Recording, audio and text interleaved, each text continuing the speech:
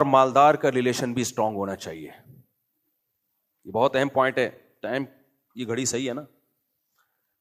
غریب اور مالدار کا, سوسائٹی میں جو غریب اور مالدار کا ریلیشن بھی کیا ہونا چاہیے, بولو, مضبوط. لہذا غریب کو پالنا مالداروں کا حق ہے. اسٹیٹ کیا کرے گی, مالداروں سے حق اگر وہ نہیں دے رہے تو نکلوا کے غریبوں تک پہنچائے گی. نبی صلی اللہ علیہ وسلم نے ایک صحابی کو بھیجا, فرمایا علاقے کے لوگوں سے, مالداروں سے زکوٰۃ لو اور ان کو بتاؤ یؤخذ من اغنیائہم وترد الی فقرائہم, کہ ان کے مالداروں سے زکوٰۃ لی جائے گی اور انہی کے غریبوں میں تقسیم کی جائے گی. کتنی زکاتیں نکلتی ہیں اور وہ کہاں جا رہی ہوتی ہیں, غریبوں میں. مجھے یاد ہے کتنا ریلیشن مضبوط ہوتا ہے اس سے. آپ کسی بھی غریب کو ایک دفعہ زکوٰۃ دے دیں, ہمیشہ آپ کے سے رسپیکٹ دے گا, آپ کو وہ محبت دے گا آپ کو. آپ کا مقصد کسی کو ذلیل کرنا نہیں ہونا چاہیے, لیکن بہرحال ریلیشن تو مضبوط ہوتا ہے نا, اس سے محبت تو بڑھتی ہے نا اس سے. اور اسلام میں چونکہ رشتہ داری کو اہمیت دی گئی ہے, لہذا حکم دیا کہ رشتہ دار غریب پہ خرچ کرو گے تو ڈبل ثواب ملے گا, ایک ریلیشن مضبوط کرنے کا اور ایک زکوٰۃ دینے کا.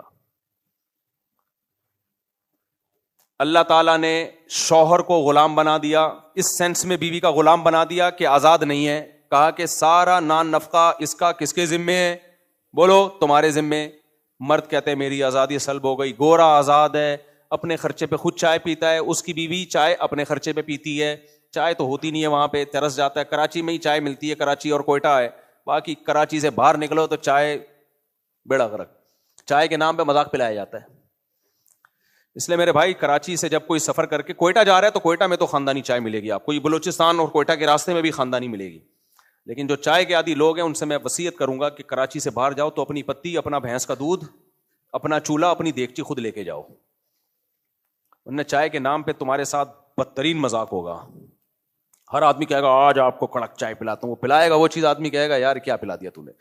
اصل میں دودھ کہاں سے لائیں, دودھ نہیں ہے نا, وہ ڈبے کا دودھ تو ہے, وہ دودھ میں جو بیچارے اپنی طرف سے اخلاص سے پلا رہے ہوتے ہیں, نہیں ہے. اچھا خیر, تو چائے بیگم اپنے خرچے پہ, میاں اپنے خرچے پہ, دونوں کیا ہیں, آزاد. میرے بھائی یہ اتنے آزاد ہیں کہ کوئی لنک ہے ہی نہیں آپس میں ان کا. رات کو ملتے ہیں آپس میں, شوہر کہتا ہے میں اس سلسلے میں حاضر ہوا تھا آپ کی خدمت میں, بیوی بھی کہتی ہے ٹھیک ہے, اور اس کی مرضی ہے, وہ کہے ٹھیک نہیں ہے.